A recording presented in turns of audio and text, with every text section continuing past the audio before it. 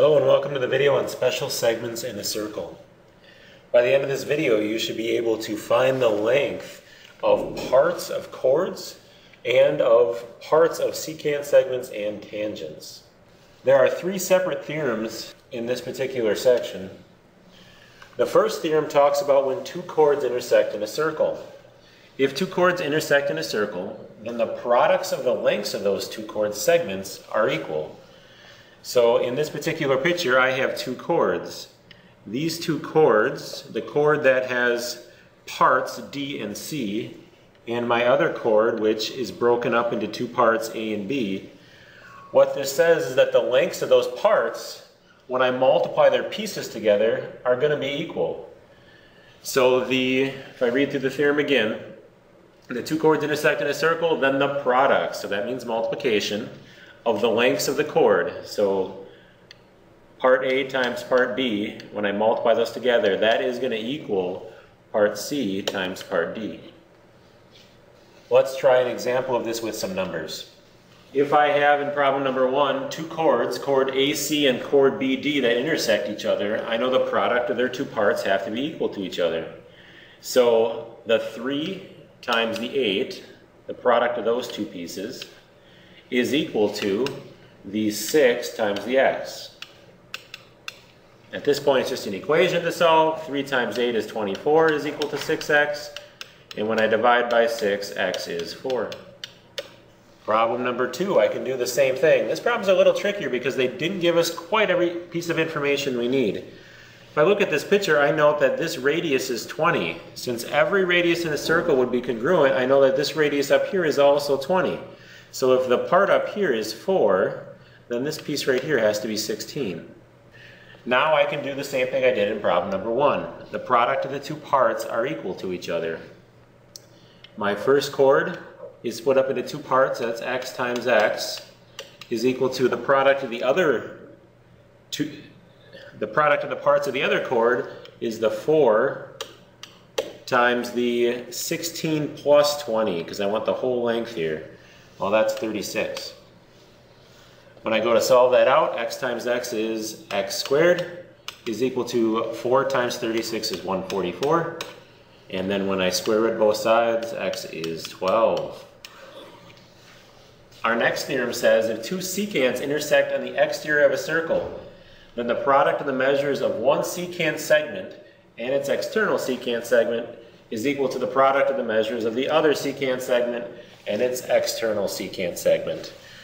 There's an awful lot of words there, and this is what it means. First of all, it says if I have two secants. Well, my first secant here is secant AC.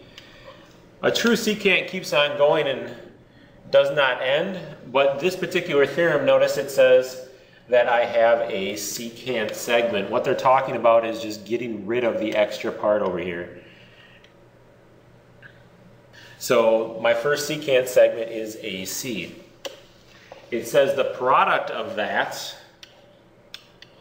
so it means I'm going to multiply something to it. Well, what's the thing I'm going to multiply to it?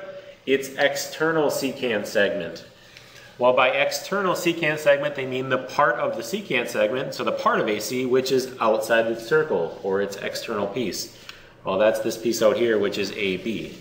So AC times AB is going to have to equal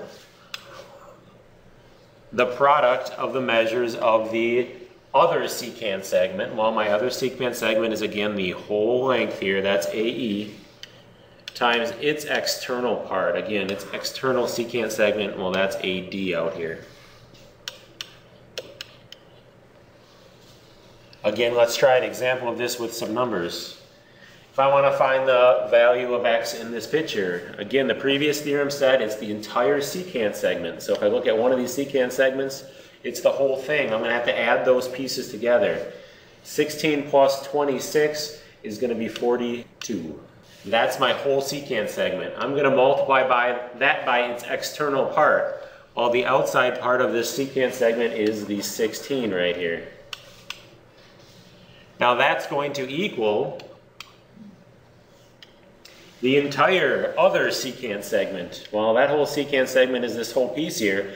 That's x and 18 together. A lot of people confuse this and write it x times 18, but really in reality that's x plus 18. I want to add those together. So x plus 18 times its external part. Well, its external part is the part outside the circle. That's the 18 here.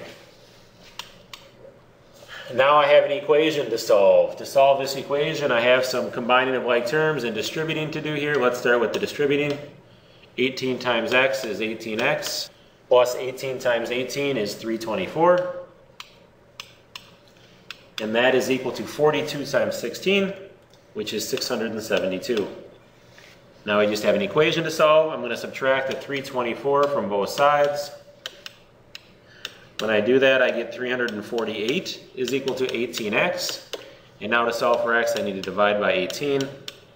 And when I do that, I get 19 1/3.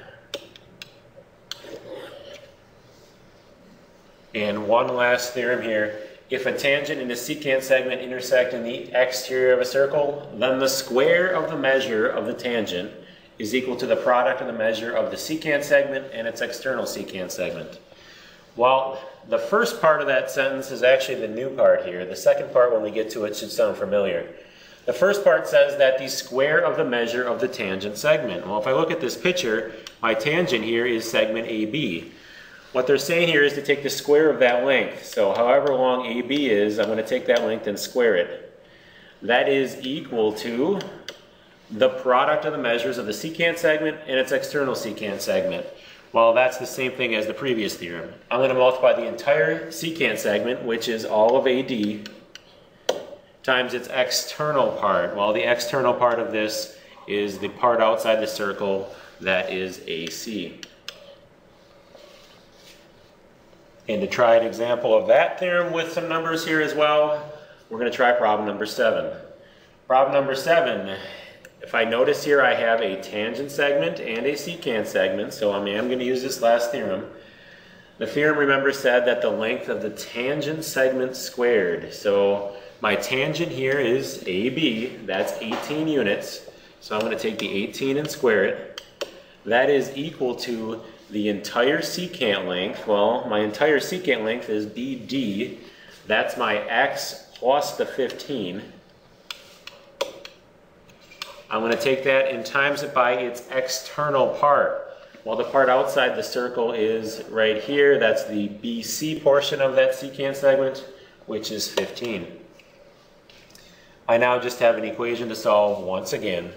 18 squared is 324 is equal to, and I again need to distribute. On this side of the equation, I get 15x plus 15 times 15 is 225. To solve this equation, I need to subtract the 225 from both sides, so I get 99 is equal to 15x.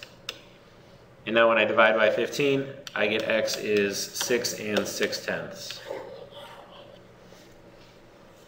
That's the end of our video on special segments in a circle. Have a wonderful day.